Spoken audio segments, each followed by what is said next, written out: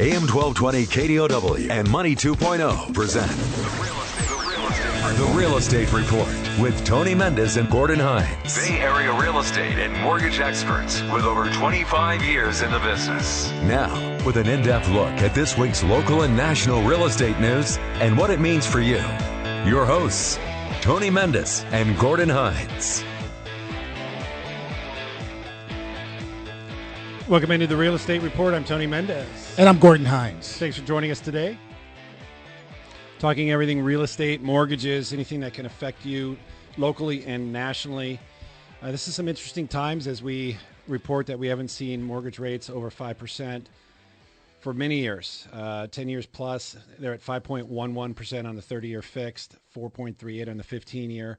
Something we haven't said in a long time, Gordon. In fact, I don't even think you were part of the show when we last had rates over 5%. I probably wasn't, because we haven't seen rates over 5% in at least 10 years, at least. So welcome to the 5% range. Okay. At least on a live show.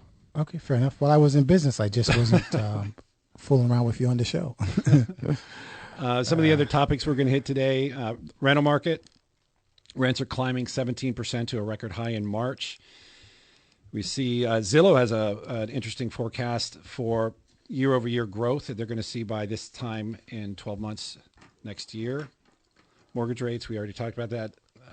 Sellers finally slashing home prices. That might raise a couple eyebrows. Condo prices jumped to record highs. March housing starts. We're seeing that slow down a little bit. Builder sentiment has dropped for the 4 straight months. We really need those builders out there. We're about 100,000, or is it 1 million? Sorry, about 1 million below our pre-pandemic levels, at the highs at least. Existing home sales forecasts for the coming back from the throughout the year. We're going to talk all of these things. Where do you want to start? Well, let's start with builders. I think that's important, because when we look at inventory, we look at number of housing starts. We go by number of permits pulled per cities across the country.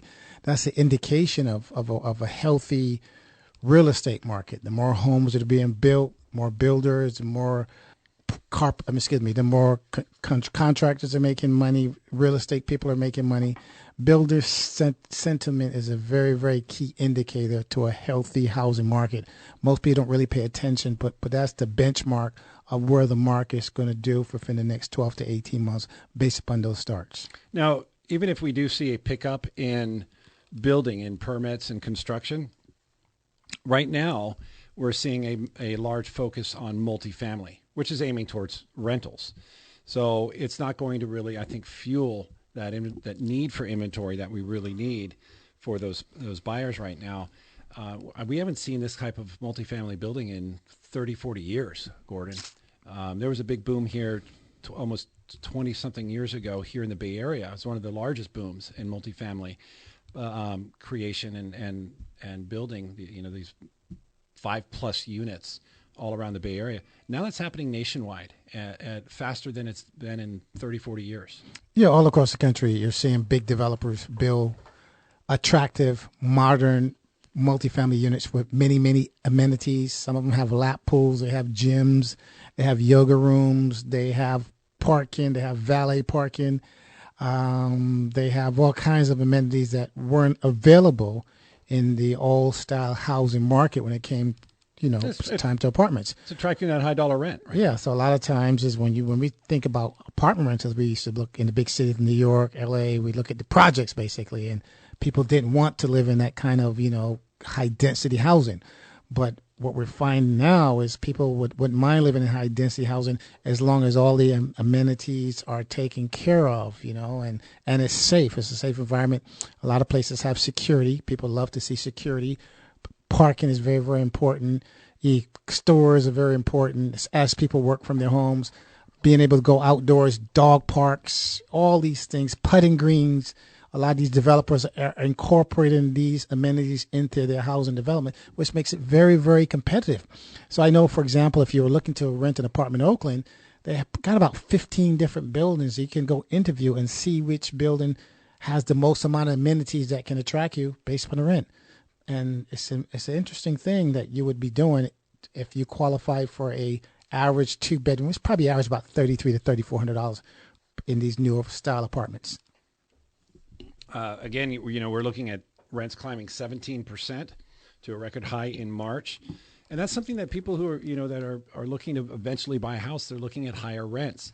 Rents are going up higher, faster than we are seeing home prices. In fact, we're seeing home prices dip a little bit. Not dip, but the year-over-year growth slow down to 14.9%, while we're seeing rents climbing 17% year-over-year. So those people who are looking to save money are wondering where are we going to get the benefits here. They're not getting the tax write-offs. They're paying, hopefully getting what they can, is squeezing out what they can on their taxes. But they're not getting the write-offs. They're looking for ways to move into a property and having difficulty, looking at the available properties to rent and having difficulty saving money. And that's the reason why a lot of these high income rentals have, roommates. A lot of times they have roommates to share in the expense of the apartment. If you can rent a 2-bedroom for, let's say, $3,300 or $3,400 or $1,700 per bedroom if it's 2 people, versus if you were to rent a 1-bedroom, you're probably looking about $2,300 to $2,400 plus all the utility costs alone. It's a better deal if you can have somebody reasonable you can live with and share the cost of the unit and still get all the amenities of the apartment. A lot of times is one of the things that we used to disqualify people in the housing market is what we call something called payment shock.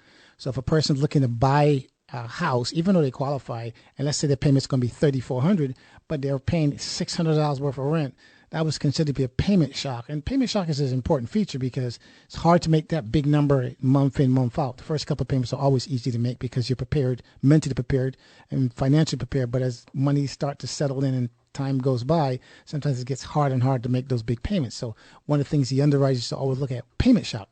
If payment shock is too high, they believe they're going to have trouble making that payment. Are you saying that the higher rents are going to bode better for payment shock? Well, the higher rents. If you look at the higher rents versus the high cost of housing, I think that's right in line in maintaining the payment shock margin below what the threshold that they look for. So high rents does equal to high housing. High housing does equal to high housing prices, and it's kind of synonymous with each other. That's where I see the market going. I look at a place like the Bay Area and a lot of young professionals coming here, whether they're single or they're partnered up with someone, looking to get some good experience with a big company.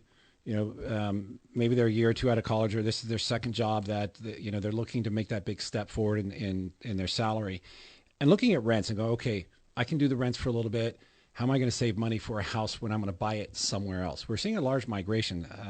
We did a survey that we talked about last week. 34% of people who are looking to buy are looking out of the area that they are currently living in.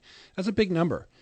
We're not seeing a lot of people looking locally when they eventually buy, but now that we keep seeing the rents go up all across the United States, and specifically here in the Bay Area, we're just talking about Oakland, $3,400 for a 2-bedroom. Well, I mean, you've never heard that before, and investors are like, oh, I love this, I love it. How can I raise my rent? Give me some money so I can upgrade my unit so I can get the top dollar. And then these same people who are looking to buy are struggling to save money even on Bay Area salaries. Yeah, my daughter was just telling me this weekend, one of her friends lives in New York. She got out of college, went to college in New York, decided to stay there. She was renting a studio apartment on the lower west side for like $2,200 a month for a basic studio. She just moved into a 4-bedroom, 3-bath apartment where she's sharing with 3 other young ladies, and the payment's $5,200. So she'd by far almost cut her housing expense in half by rooming with 3 other girls for a bigger space. So hence, rent per square foot becomes less. Amenities are split in 4 ways. And it's a better neighbor. This is on the Upper West Side, so it's a better neighbor. So it's a win-win-win all the way. So when you look at that type of a formula, that formula works well. If we can turn that same formula into buying a house, almost like a co-op style buying, where you can plug one person in, plug one person out. That's probably something we probably will see in the future as prices continue to go up. Well, you and I are really far removed from that generation of people who, of what to expect when going into, I had some roommates, but it wasn't something that was long-term.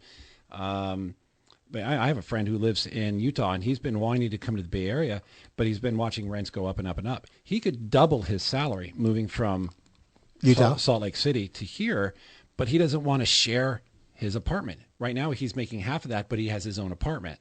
So you have this mentality of, and this is happening all across the United States, not just with housing where people are migrating, but people are looking to find jobs where there's affordable renting as well if they can't afford a house or haven't saved enough money. The good news is there's still the low down payment products all the way across the board, even with Jumbo 10%, Fannie Mae, Freddie Mac, 3% or 5%, depending on which loan amount you end up with, and FHA 3.5%. So there's low down payment products for these people. So I would, if I was looking at eventually buying, I would certainly make that a goal. Save money, skimp on, buy my own coffee, make my own coffee instead of buying my own coffee, kind of thing. I mean, you add up to $6 a day, and it really starts adding up. But look at a roommate, but eventually start looking at what you can qualify with your incomes, where you're going to end up. Well, I know that style of financing is big on like big ticket items. I know like private aircrafts, a lot of wealthier people, instead of buying an aircraft by themselves, they buy it in a pool where it is, you get to share the aircraft for your own private use. You just have to reserve it. Of course, the expenses and the operation and the pilot expense are all shared with the group that owns the aircraft. And I imagine if we can use it on that type of a high ticket item, I see no reason why we cannot use it on housing. So I do believe that somewhere there's some person working on an app out there where you tap into the app, buy into almost like a co-op style type ownership. When you're ready to move, you just find somebody to, return your down payment plus your appreciation, plug that person in as the new owner in a deed, and wow, we have a new style type of housing if we look at the market continue to increases. Mortgage rates continue to affect everybody, renters as well as first-time home buyers and people looking to refinance. 5.11% on the 30-year fixed, 15-year at 4.38% according to Freddie Mac weekly survey. That's 2 points higher than a year ago. That means on a $500,000 loan, you have to make $19,000 a year more just to qualify for the same loan amount. We'll come back after this break. I'm Tony Mendez. That's Gordon Hines. You can always call the show, 800-516-1220, 800-516-1220. We'll be right back. Questions about real estate? Call the program, 800-516-1220. Now, back to the Real Estate Report on AM 1220 KDOW.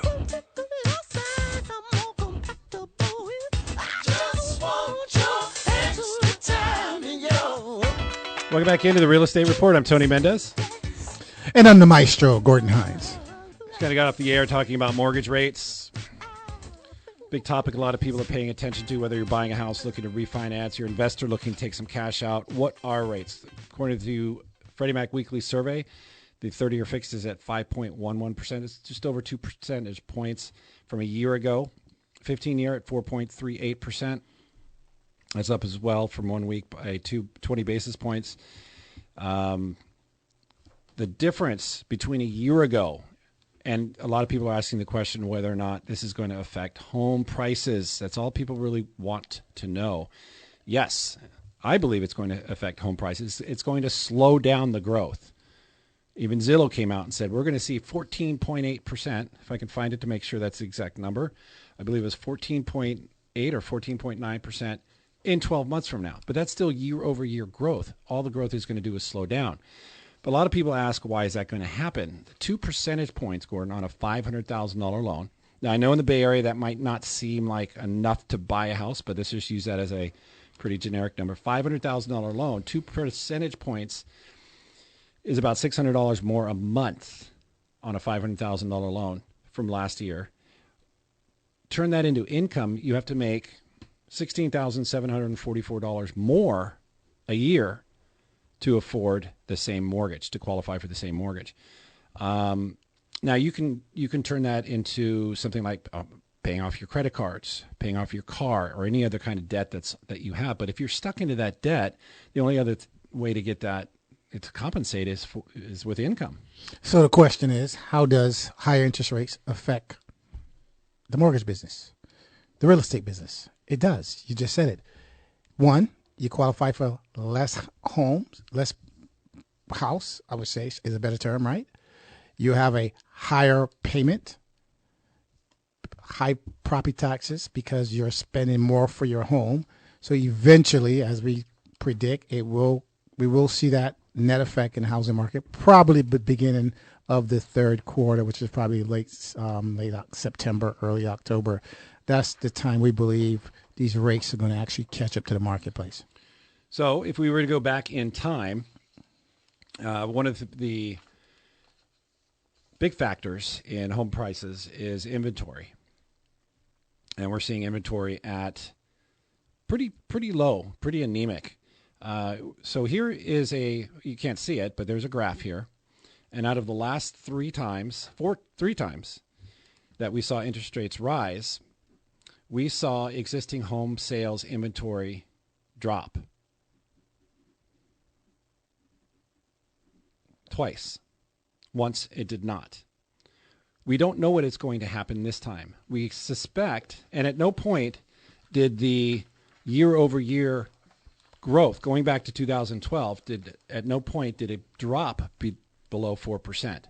So we saw a minimum of 4% year-over-year growth, even in the rising environments. Well, I think one of the things you have to be careful of when you compare these items across a timeline, you have to go back and look at world events. What world event was happening back then versus now? Was there a war going on in another part of the world?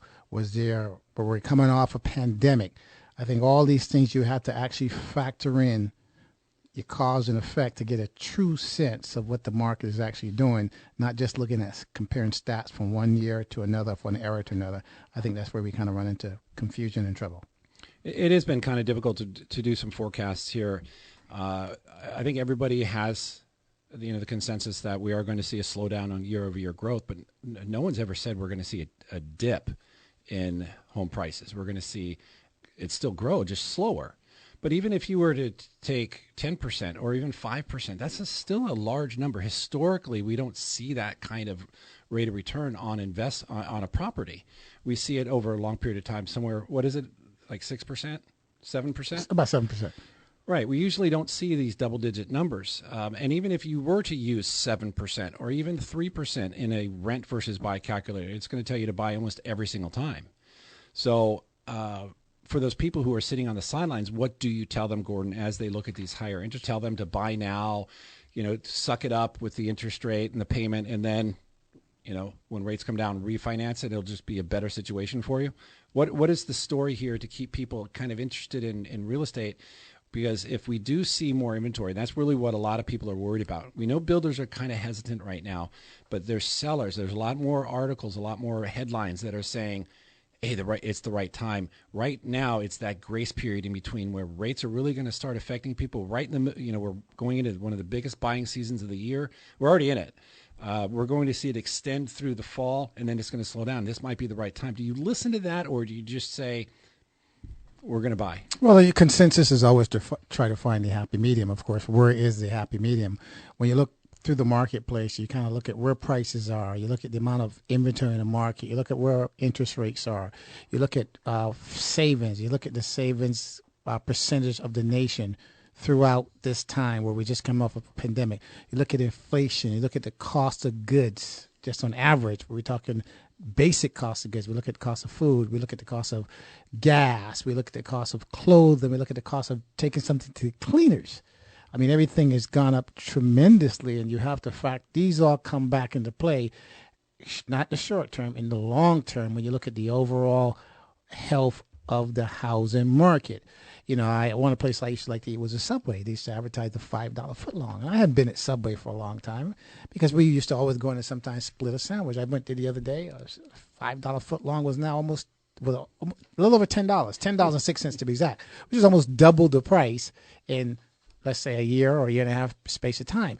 So these are all the things that our consumers or regular Americans have to deal with on a day-to-day basis. Gasoline, I mean, you're putting gas in the car.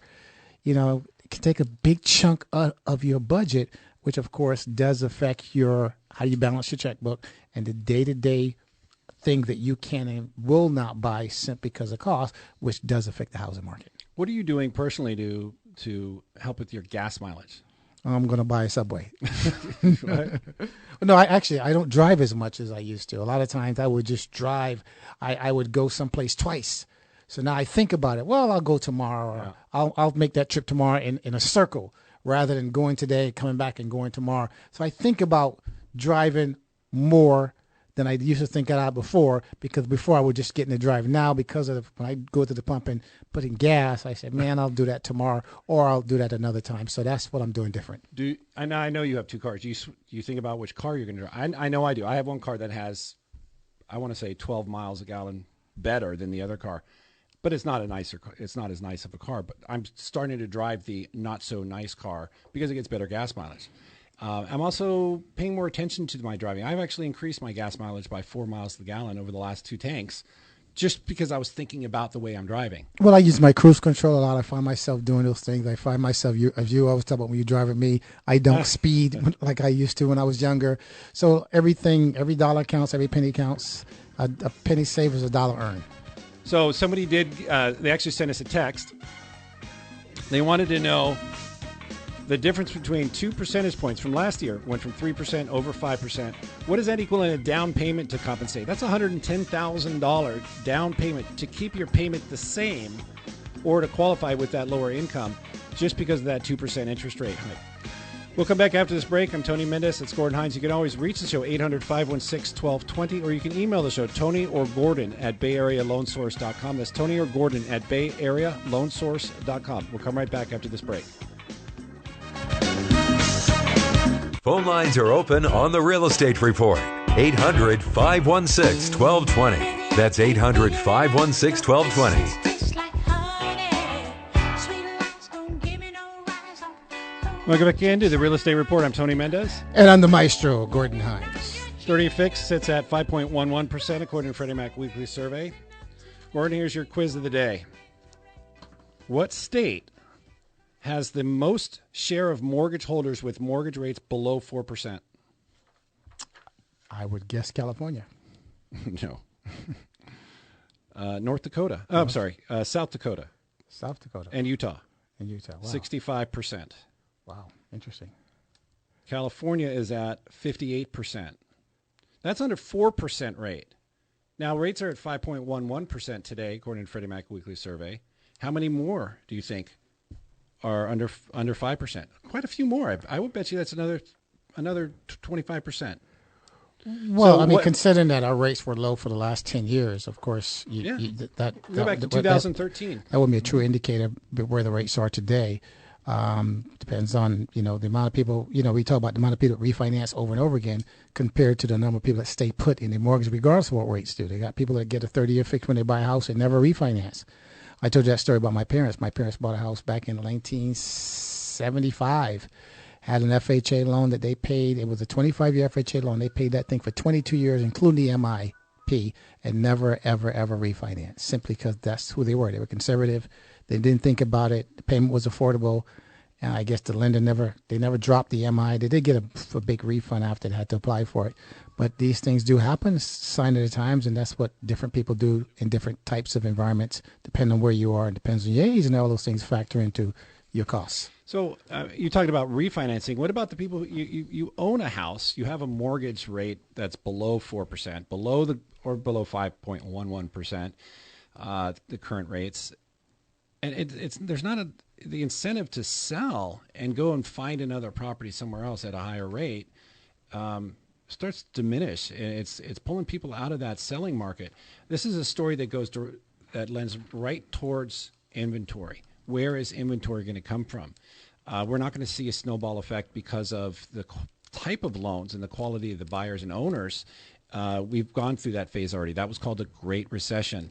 Mortgage-backed securities were tainted for a long period of time leading up to the Great Recession because of risky products and shoddy lending. And we don't have that. We haven't had that for over 10 years.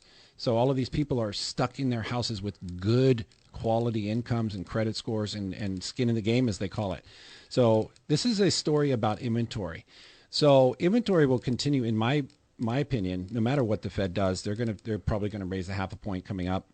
for the next couple meetings. Probably they want to get to 2.5 to 2.75 on their funds rate as soon as possible and just get it over with. In my opinion, regardless of rates, I think this inventory throughout this summer is going to continue to be the story. In my opinion, well, I think that that's what's on the table. But I think as this war between Russia and Ukraine continues, I think they would have probably not raised interest rates based upon the current economic environment that we will know that will hit the country simply because of whatever happens overseas happens here sooner or later. Well, you're welcome to chime in. You can ask Gordon a couple questions if he's right or wrong. I'm going to bet that they do raise interest rates. Get it over with. Okay. In my opinion. Fair enough. With inflation up to 7%, yeah. We'll come back after this break. I'm Tony Mendez. That's Gordon Hines. You can call the show 800-516-1220 or email the show Tony or Gordon at BayAreaLoanSource.com. We'll be right back. Got a question? Run it past these guys. 800-516-1220. It's the Real Estate Report with Tony Mendez and Gordon Hines on AM 1220 KDOW. Welcome back into the Real Estate Report. I'm Tony Mendez. And I'm the maestro, Gordon Hines. Redfin's home buyer demand index fell for the first time since June of last year, and the share of home sellers dropping their asking price was the highest in 5 months. So that's kind of good news. We were talking about rates and how that's kind of bad news. Fed's increasing interest rates to kind of slow the economy down, right? Kind of get things back in check, slow that inflation down, get it back into normal. And that's going to hopefully turn this into more of a balanced real estate market. Do you really think that's going to happen until we see more inventory and we see more of these kind of stories where home buyer demand is causing sellers to start being more reasonable on their home prices? Well, I mean, it's everything is time proven.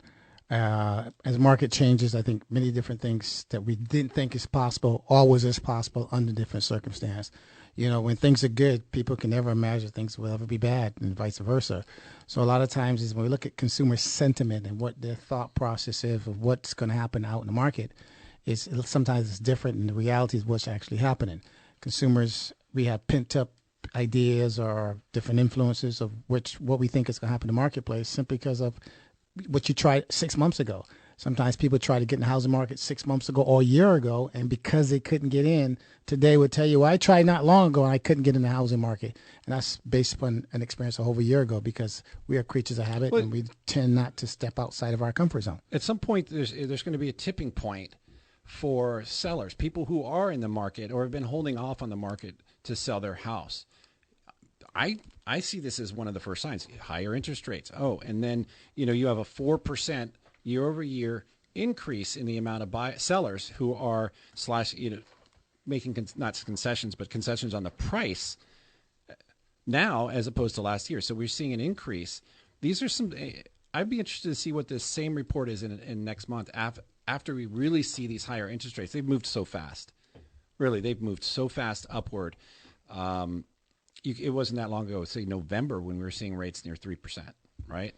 So once these higher rates settle in, then we're going to start really seeing the true numbers. Is inventory going to be affected by this? Absolutely. And we are seeing these higher rates settle in. Just look at the number of refinance applications that are being taken. Refinances are down because the rates have gone up. People typically refinance for hence lower rate, hence lower payment. There are many different other reasons why they refinance, but the primary reason why people refinance is or to take cash out. But a lot of times it's people now that have the lower rates are a little bit more concerned or conservative in refinancing simply because there's no real benefit. And in our market, we always want to have a benefit to refinance. We don't want the zero refinances. Right. We don't want consumers being taken advantage of because they're talking into refinancing when it's not a benefit. So there should always be a financial benefit, and that's the reason why we keep tabs on these type of things in the marketplace to make sure things are fair, level, and balanced. A couple of questions that we've got recently is, should we get an equity line instead of refinancing? We're going to see that question come up a lot because a lot of, we just talked about what percentages of people in each state have mortgage rates already that are below the market rate. It's a big number. It's averaging 51%. That's below 4%. Now that rates have gone to 5%, I imagine that number is closer to 70% of the people who have mortgages now are below the current market rate, which And they don't want to get rid of it. They'd rather get an equity line. But equity lines are going to be tied to the prime rate, which is going to be tied towards the economy, which we know we're seeing the Fed's fund rate go up. We think every month for until it hits, I think 2.75, I think is their target by the end of the year. So does it make sense to get an equity line when equity line rates are higher than what you can get on a 30-year fixed? And you get, the equity lines are consumer loans. You don't get the same benefits as you do as far as the IRS is concerned when it's a mortgage, a first mortgage that is. But one product that one group of owners that we're seeing still being pretty active is investors, Gordon. Yeah, we are seeing investors still healthy in the market, and that's the reason why you see sales. We talk about when we speak of inventory.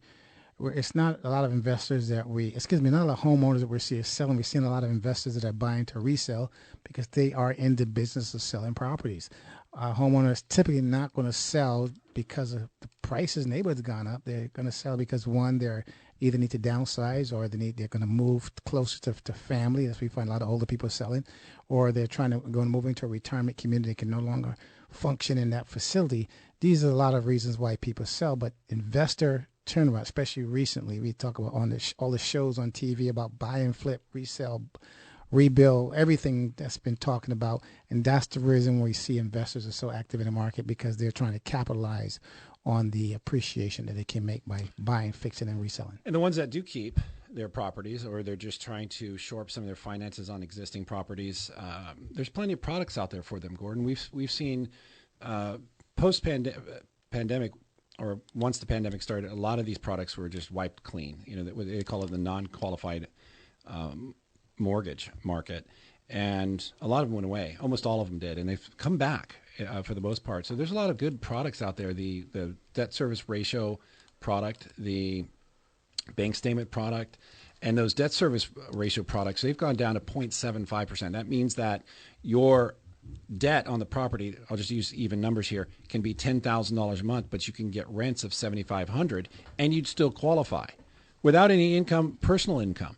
You have a good credit score and you have to have the right equity, and that's what a lot of investors are doing. And then as these rates rise too, and we haven't really seen private money rates go that high. A lot of private money investors are really looking for clients. So they've made their rates and their points attractive. So we're seeing the investors really pick up. Some of the investor tips that we talk about every once in a while, and I posted this on the Facebook page, Bay Area Loan Source.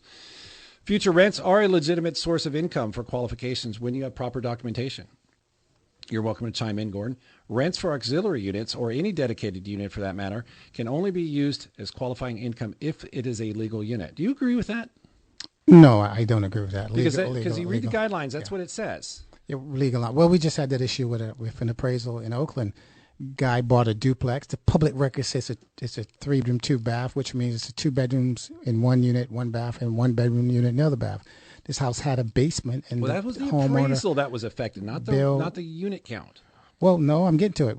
The person built out the downstairs, didn't increase the footprint, and added another bedroom and bath, and the appraiser did not want to give the area no value, and of course, hence no rents. Oh yeah, that's right. He had when he did the rent comparable, he used a different room count. So I'm saying, wait a minute. Right. At the end of the day, rather the space is legal or not, it's still a 3-bedroom, 2-bath, and a person's paying $3,400 for rent. So how can you not count that income simply because you don't think it's legal? Some other tips: short-term leases like Airbnb and VRBO. So short-term leases, a month or a week, as long as you have document this over a period of time, seasoning as they call it, that's now acceptable sources of income used to qualify. Interest-only loans are still out there, and they're available for some investment properties. We talked about the debt service loan. Loans up to $4 million are even available with credit scores right around 700, and some are, I think, 680 or higher. So there's a lot of products out there for investors to jump on. So it is a very active part of the market. We'll come back after this break. You're welcome to chime in, 800-516-1220, 800-516-1220, or you can email the show, Tony or Gordon at bayarealoansource.com. We'll be right back after this break. Tony and Gordon are taking your calls at 800-516-1220. It's the Real Estate Report on AM 1220 KDOW.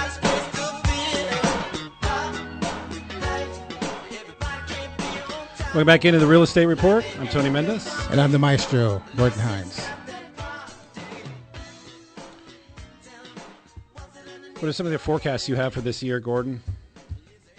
I still expect us to have a good year in real estate. I do believe that, like everything else, this time will pass. I think the year will adjust itself as time go on.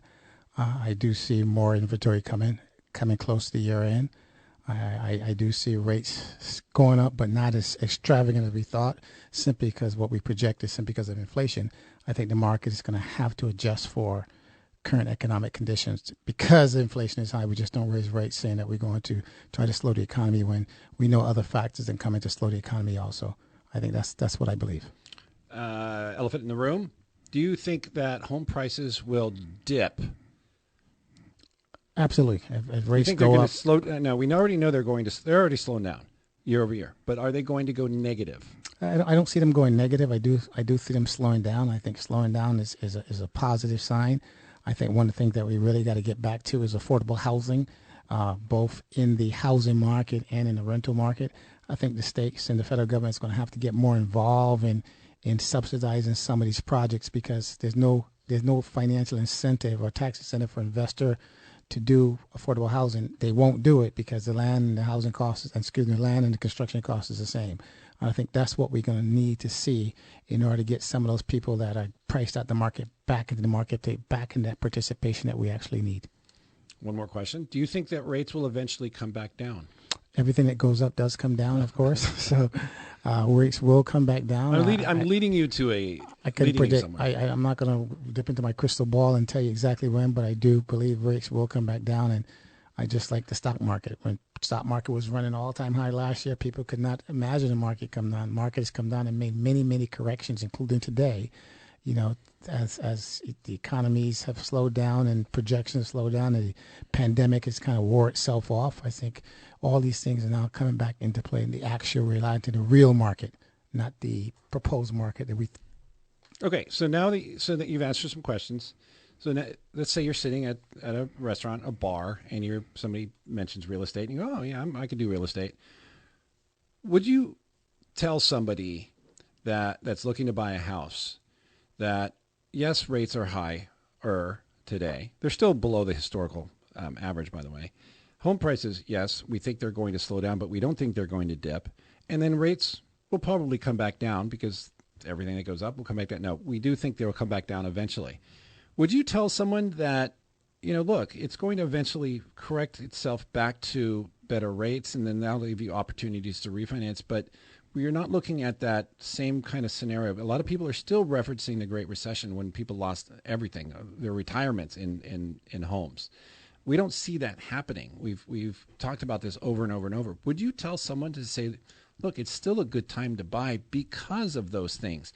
We're going to see year-over-year growth. It's just going to slow. We're going to see rates eventually come back down where you can refinance and shore up your finances and do what you need. Is that something that you would? I mean, right now, a lot of people are just relying on low interest rates. It's affordable. It's perfect. And now they're in their house. There's going to be a period of time. We talked about how many people have low mortgage rates. They're in their house. Is this the only thing now that we're telling people to, that it's the good news about real estate? Well, I think it's when you try to compare, once again, it's like comparing great ball players from one era to another. Who's the greatest of all time to GOAT? It's really hard to compare because the game was played different in different eras. Same thing in the housing market. If you're looking to compare rates today versus a 2.5% rate 3 years ago, you're fooling yourself, because that's not the economic situation that we're in right now. When you are a person looking to buy, you have to look at where the rates are today. And of course, a good deal is a good deal. If you can buy a house by not paying $50,000 over asking price and get it for $5,000 over asking price, if you have a higher rate, you probably have a better deal. If you're competing, paying a much higher price with a lower rate. If you look at the overall formula of that math. Okay, so then maybe you add in, hey, we're going to start seeing more inventory. We're going to start seeing a more balanced market, at least a fair market when it comes to over asking price. More, less multiple offers, less over asking price, more inventory, more choices for you. So you start adding a couple more things in there, I think there are some more, and then there's the tax write-offs and so on that you. Well, one of the most important and then things, rents rising. Your rents are going to keep going up. And one of the most important things, I said, hey, now is a good time to look at an adjustable rate mortgage. Let's forget about the 30-year fix. 30-year fix is now mute. Let's go look at a 5-year fix, a 1-year Treasury ARM, in which we can get a start rate back into high threes. Somewhere in that ballpark, which will probably put you competitively back where you were as compared to a 30-year fix. It's just not a 30-year fix. That's what I would look at. So if you were to look at some of the trends, now we can't make a forecast of what's going to happen. We couldn't forecast a pandemic or war. I mean, everybody knew about inflation, but we don't know what it's going to be in 5 years. But 5-year, 7-year, or 10-year fix can ride you through some of these higher rate environments, and then you land hopefully softly into a more a better interest rate environment, and then you refinance. But you've managed your debt along the way, and it's become more affordable. So you start adding some of these things all together. And when you said, we start off the segment, what is your projections for the year? And you said, I think 2022 and 2023 the next 12 months are going to still be pretty solid when it comes to the real estate market. And I think once people start putting all of these things together, knowing that there's not that snowball effect, that collapse sitting there with the owners. Remember how many people have low interest rates, how many people have bought under strict guidelines, and there's not a lot of inventory for them to move. Employment numbers are really good right now, and wages are still slowly going up. These all kind of factor into it's still a good time to buy. And also what happens is we always talk in the program, it's not rates that drive the market's programs. And as the market gets tighter, we get very creative. You'll probably see Fannie Mae and Freddie Mac come back to accept seller finance participation in financing loans. And these are all the things that help the market recover or maintain its intensity based upon the programs, not necessarily the rates themselves. We just want them to maintain their integrity as well, which kind of went away back in the Great Recession. Well, thanks for joining us today. You're always welcome to shoot us an email, Tony or Gordon at BayAreaLoanSource.com. You could always visit our website, BayAreaLoanSource.com. That's also our Facebook and YouTube channel, Bay Area Loan Source. Thanks for joining us today. Any last comments? We forgot to mention today is the death of the great artist Prince. Yeah, the anniversary. 2016. If you can rest in peace, you can also live in peace. Absolutely. We'll see you next week.